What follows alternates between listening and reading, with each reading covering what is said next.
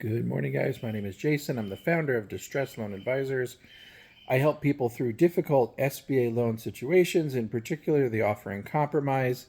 And these days I'm doing a ton of case evaluations for EIDL loans, which, as of last I knew, offering compromise is not an option for EIDL. Today, I'm going to put a link in the notes below. If you want to book a case evaluation, you can just click on that link and select a date and time on your calendar. My website also has hundreds of articles related to SBA defaults, including a bunch about EIDL. So today I want to talk about how ridiculous the SBA is being to people who are trying to do the right thing and sell remaining collateral after their business is closed. And in this particular example, it's really outrageous because there's no personal guarantee. So in other words, this guy had a business, the business closed, he's not personally liable, but he wants to do the right thing and sell the assets and give the SBA the money. I told him in so many words that the SBA is being so difficult that a lot of people are just walking away and contacting the SBA and saying, SBA, I know you have this as collateral. Feel free to come and pick it up within the next few weeks. Otherwise, it will be abandoned. When you signed up for this loan, you did pledge your assets. If you borrowed over $25,000, you pledged your business assets, not personal. And so they do have a lien on those assets. But when you signed up, what you didn't sign up to do is actually liquidate the collateral yourself. So if they want to come and get it, they can do that. But they've made it so difficult for people. And it's probably due to lack of training and also due to the fact that they're so overwhelmed. There's very little supervision of the people who are doing this. And that's why you have some people who are telling borrowers without personal guarantees who borrowed through a legal entity that they're still liable. Makes no sense. But this is the sort of information that comes from people who are inexperienced and untrained. And so let's talk about collateral.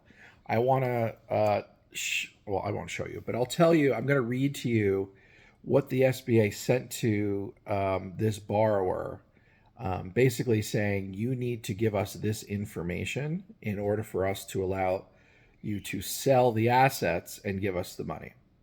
Now, keep in mind, he's doing them a favor. They're not going to come and get the assets. They don't have the manpower. They don't have the infrastructure. They're not going to pick up the assets. So he's doing them a favor. This is their only opportunity to get some money for these assets, right? So he's trying to do the right thing. And what do they ask him for? The loan must be current. What? It's closed. He's not paying you.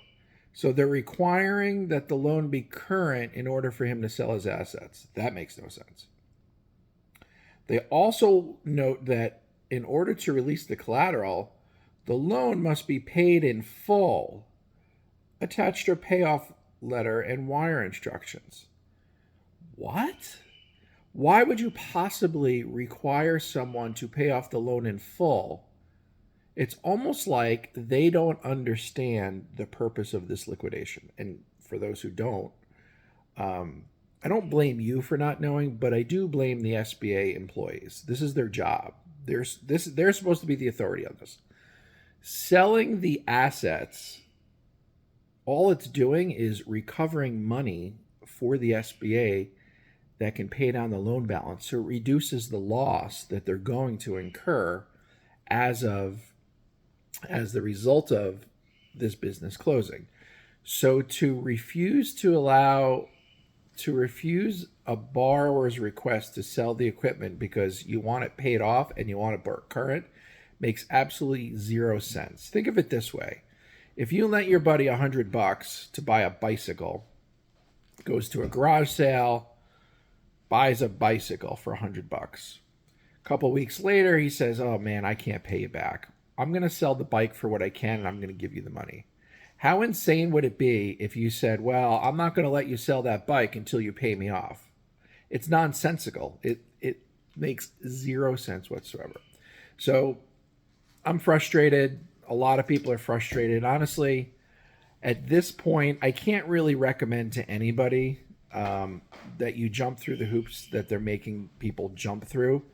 because it doesn't benefit you. That's one. And two, they're making it impossible. If they're requiring you to pay off a loan that you're not personally responsible for, why would you ever do that? It doesn't make any sense. So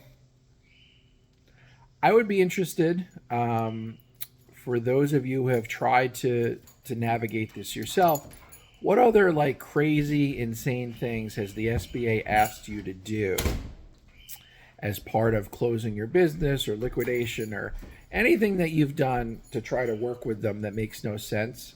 I'd be interested in your comments. So comment below. I always respond to comments except for the spam ones. I delete those, especially the ones where they're running scams on settlements. There's a whole separate video on a scam that somebody's running. So check that out if you haven't seen it. So that's it. Thanks for checking in.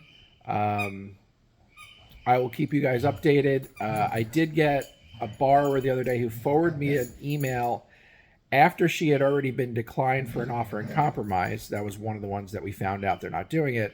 She got another automated email inviting her to send in an offer in compromise. And she said, does this mean that they're now accepting them? And I said, I have no idea. It could just be automated. I'll believe it when I see it. So she resubmitted. So I'll keep you guys posted if and when I hear back from her. Thanks for checking in. We'll see you on the next one.